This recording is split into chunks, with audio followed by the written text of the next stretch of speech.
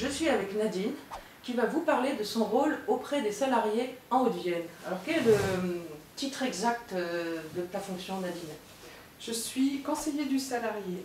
Et tu interviens plutôt dans les PME et TPE. Je suis l'assistante, je dirais, des salariés lorsqu'ils vont être éventuellement licenciés. Cette assistance ne peut se faire que dans les entreprises où il n'existe pas de délégué du personnel. Donc c'est souvent effectivement les TPE, les PME. Hier sont tombés les chiffres du chômage en Limousin et effectivement il a été noté une hausse substantielle du chômage des seniors. Tu m'as dit que les patrons essayaient d'éviter de licencier leurs salariés. Alors ça c'est une technique qui est relativement ancienne, ça évite de devoir payer les indemnités de licenciement. On essaie de le faire craquer psychologiquement pour qu'il démissionne et qu'il parte au moins en maladie et qu'il soit à ce moment-là licencié. C'est quand même des patrons qui ont des difficultés économiques dans leurs entreprises. Totalement. Je pense que si le contexte était un petit peu plus facile pour les entreprises, on n'aurait pas les employeurs qui font subir ce genre de pression. Il y a quand même un contexte économique qui est difficile. Il y a aussi des employeurs qui sont très ennuyés de devoir procéder à des licenciements.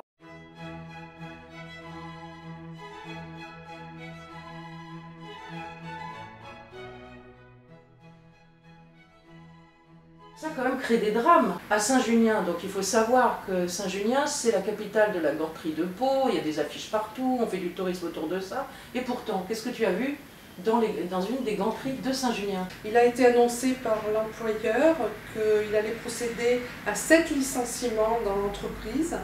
L'employeur leur a fait former des personnes venant de pays de l'Est. Donc ces ouvrières, c'était les plus anciennes. Celles qui avaient des carrières de 30 ans, elles ont donc formé ces personnes. Voilà. Elles ont montré tout leur grand savoir-faire, l'amour de leur travail, parce que c'est des personnes qui aiment ce qu'elles font. Et une fois ces personnes formées, on les a licenciées parce que les personnes des pays de l'Est, elles allaient ouvrir une usine. Et alors tu vas aussi parler, parce qu'en Limousin, on est très heureux d'avoir des emplois dits non délocalisables, qui sont les emplois d'aide à la personne. À la mesure, on a beaucoup de personnes âgées ici.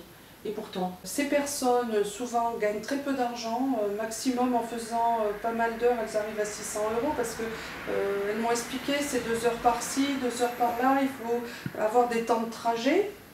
Il est bien évident que vous ne pouvez pas passer d'un bâtiment à l'autre, les gens sont souvent éloignés d'un point à l'autre géographiquement, donc elles ont beaucoup de trajets, elles utilisent leur propre voiture, les conditions sont extrêmement difficiles.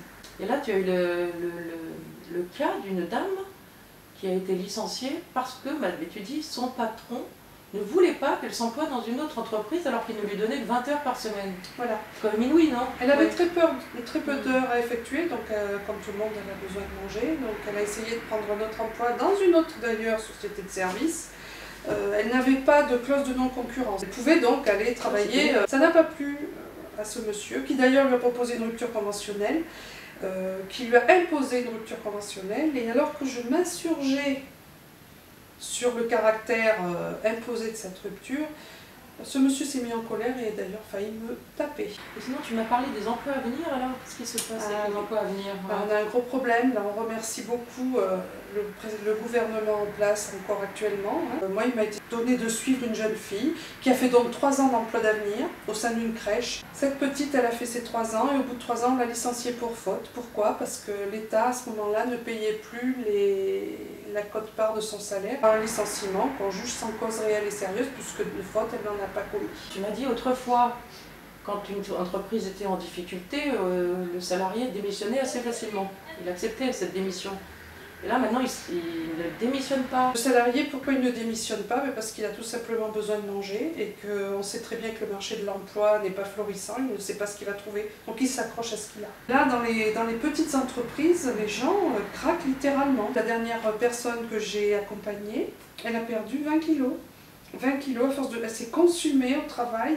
Comment se fait-il que tu te sois engagé dans la France insoumise? Je me suis dit, il faut que je trouve un engagement politique pour combattre politiquement et non plus seulement syndicalement ces injustices faites aux salariés. Ce qu'il y a effectivement d'assez intéressant dans le programme de La France Insoumise de Jean-Luc Mélenchon, c'est le fait qu'en plusieurs étapes, on veut que l'activité revienne dans notre pays. Avec la transition écologique, l'intérêt c'est qu'on va relocaliser énormément d'activités qui se feront absolument sur place. Nous en France, on peut relocaliser facilement l'activité parce que notre main-d'œuvre, elle a des compétences. Elle a des compétences. C'est vraiment un gâchis de licencier des gens qui ont des compétences. En attendant, parce qu'il va falloir un petit peu de temps pour que la machine se relance, en attendant que la machine se relance, il faut savoir qu'on va avoir la sécurité sociale intégrale en France. Ça veut dire que plus personne ne se retrouve sans rien.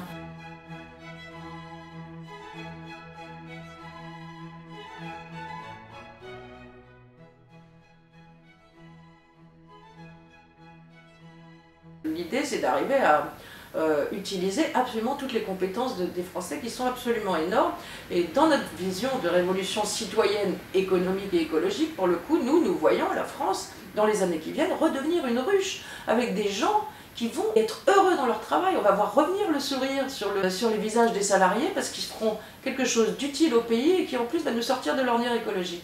Voilà, ça c'est le programme de La France Insoumise et on comprend que Nadine appuie un programme comme celui-là.